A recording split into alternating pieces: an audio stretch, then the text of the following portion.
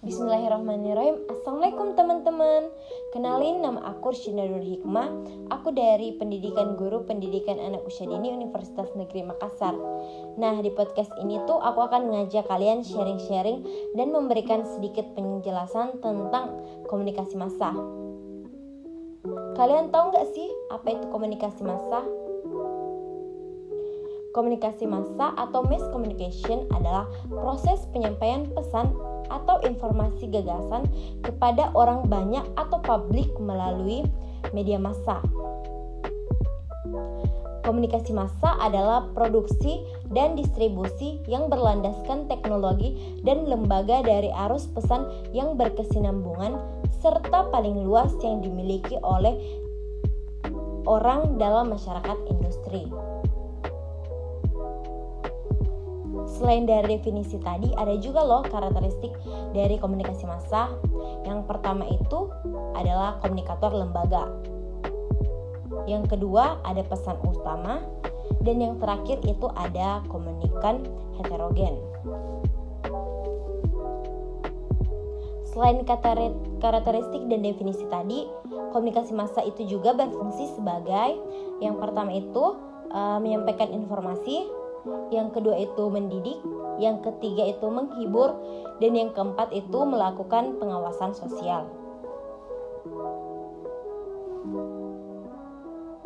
Kalian sadar nggak sih komunikasi massa itu sangat penting di masa pandemi seperti saat ini? Pasti banyak deh dari kalian yang nggak sadar ternyata komunikasi massa itu sangat berperan besar di masa pandemi ini.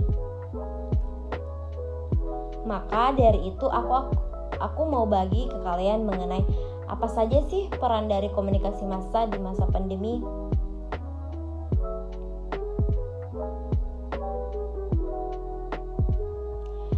Social distancing merupakan menjadi salah satunya pilihan dalam menerapkan kebijakan untuk mencegah penyebaran COVID-19 atau masa pandemi saat ini. Social distancing atau pembatasan interaksi sosial masyarakat menghambat laju pertumbuhan dan kemajuan dalam berbagai bidang kehidupan, salah satunya itu di bidang pendidikan dalam proses belajar mengajar. Pada situasi seperti ini, media massa sangat berperan untuk meningkatkan proses belajar mengajar. Dalam komunikasi, media berperan sebagai sumber informasi. Banyak media loh yang kita gunakan sebagai sarana dalam proses belajar mengajar dari rumah seperti saat ini.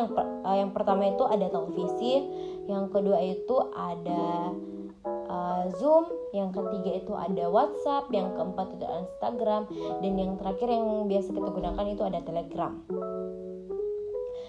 Semuanya itu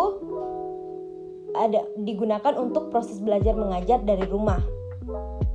Karena bisa kita gunakan dari jarak jauh atau kita bisa menggunakannya di rumah saja tanpa harus bertemu dengan orang lain secara langsung.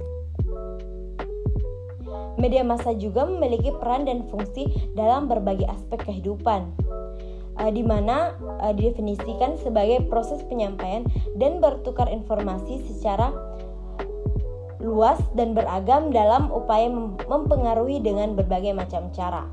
Hingga saat ini media massa menjadi salah satu kebutuhan dalam kehidupan masyarakat. Mungkin itu saja yang dapat saya sampaikan kepada kalian. Saya mengucapkan terima kasih udah dengerin saya dari awal sampai akhir. Assalamualaikum warahmatullahi wabarakatuh. See you. Bye.